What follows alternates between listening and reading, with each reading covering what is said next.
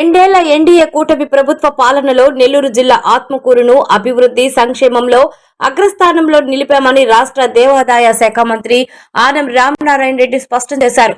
శుక్రవారం ఉదయం ఆత్మకూరు పట్టణంలోని శ్రీధర్ గార్డెన్స్ లో నియోజకవర్గ ప్రజల ఆనందోత్సాహాల మధ్య రాష్ట్రంలో ఎన్డీఏ కూటమి ప్రభుత్వం ఏర్పడి 2 ఏళ్లు పూర్తయిన సందర్భంగా నమ్మకం, అభివృద్ధి, సంక్షేమం విజయోత్సవ సంబరాలను మంత్రి ఆనం రామనారాయణ రెడ్డి ప్రారంభించారు.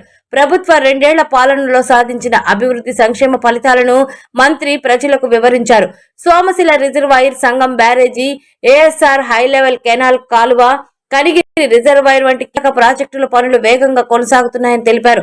అనంతరం 2 ఏళ్ల రాష్ట్ర ప్రభుత్వ పరిపాలనలో ఆత్మకూరు నియోజకవర్గంలో చేపట్టిన అభివృద్ధి సంక్షేమ కార్యక్రమాల మ్యాగజైన్ ను మంత్రి ఆనం ఆవిష్కరించారు. ఈ కార్యక్రమంలో స్థానిక ప్రజా ప్రతినిధులు, వివిధ శాఖల అధికారులు పాల్గొన్నారు.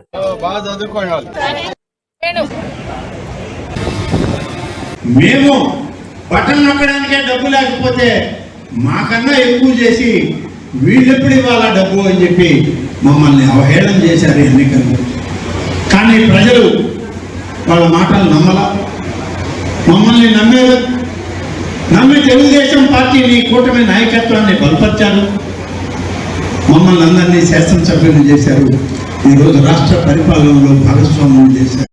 ఏ వాగ్దానాలు అయితే చేశామో ఆ వాగ్దానాలను నెరవేర్చడంలో ఇవాళ 2 ఏళ్ల ఎన్డీఏ పాలనలో ఆత్మకూరు నియోజకవర్గం అగ్రస్థానంలో ఉంది ఈ నెల్లూరు జిల్లాలో చెప్పడానికి నేనేమి వెనకాడడం లేదు అని చెప్పి, సంవత్సరానికి 500 పెంచినటువంటి ఆ ప్రభుత్వం మేము అధికారంలోకి వస్తే 4000 ఇస్తామంటే మేము 3000 5 ఏళ్ళు పెట్టింది, నువ్వు 4000 ఏమి ఇస్తావయ్యా అన్నారు.